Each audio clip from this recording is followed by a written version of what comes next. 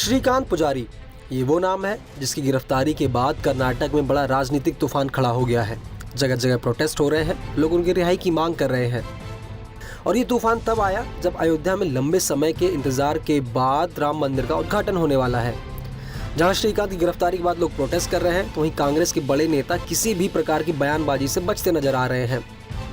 अब सवाल ये कि आखिर श्रीकांत पुजारी हैं कौन, राम मंदिर से उनका कनेक्शन क्या है, उनकी गिरफ्तारी क्यों हुई है और गिरफ्तारी के बाद कर्नाटक की राजनीति का पारा 7वें आसमान पर क्यों पहुंच गया है। सबसे पहले बात करते हैं कि आखिर 50 साल के श्रीकांत पुजारी गिरफ्तारी क्यों हुई। दरअसल आरोप है कि साल 1992 में बाबरी मस्जिद विध्वंस के बाद हुए दंगों में श्रीकांत पुजारी का नाम शामिल था, जिसकी अधिक जानकारी सामने आने के बाद ये कार्रवाई की गई। श्रीकांत पुजारी पर पिछले 31 सालों में 16 मामले दर्ज किए गए हैं। पुलिस के मुताबिक पहला मामला 1992 में हुबली शहर पुलिस स्टेशन में आईपीसी की धारा 143, 147, 436, 427 के तहत दंगा और अन्य अपराधों के लिए दर्ज किया गया था। इसके अलावा 1998 से 2014 के बीच पुराने हुबली स्टेशन में कुल 11 मामले दर्ज किए गए हैं। पुजारी पर शराब की अवैध बिक्री, दंगा कराने और जुआ खिलाने जैसे भी मामले दर्ज हैं। उधर हुबली धारवाड़ पुलिस कमिश्नर रेणुका सुकुमार ने श्रीकांत पुजारी गिरफ्तारी को सही बताया। उन्होंने पुजारी की कार्रवाई को लंबे समय से लंबित मामलों में से निपटाने के लिए एक नियमित अभ्यास बताया। सुकुमार ने कहा, कई मामलों में आरोपी फरार हो जाते हैं। समय समय पर यह एक नियमित पुलिस प्रक्रिया है कि हम ऐसे मामलों में आरोपियों का पता लगाने का प्रयास करते हैं।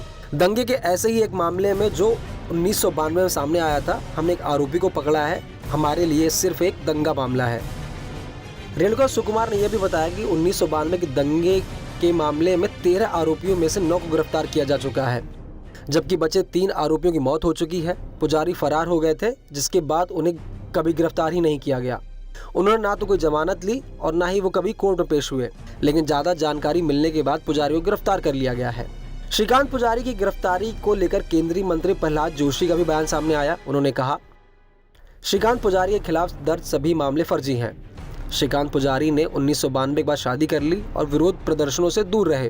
पुजारी हुबली के चन्नापेट के रहने वाले हैं और पिछले कुछ वर्षों से ऑटो रिक्शा चालक के रूप में काम कर रहे हैं।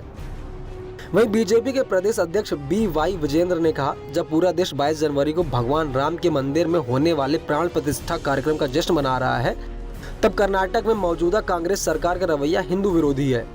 वे बार बार कर्नाटक में हिंदुओं की भावनाओं को ठेस पहुंचाने का काम कर रहे हैं।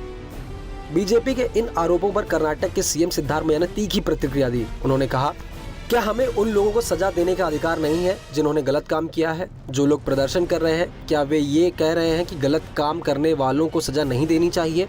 आप लोगों को उनसे पूछना चाहिए कि प्रदर्शन करने के पीछे की उनकी मंशा क्या है।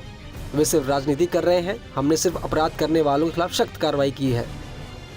अब देखना ये होगा कि श्रीकांत पुजारी की गिरफ्तारी का कर्नाटक की राजनीति पर क्या असर पड़ता है।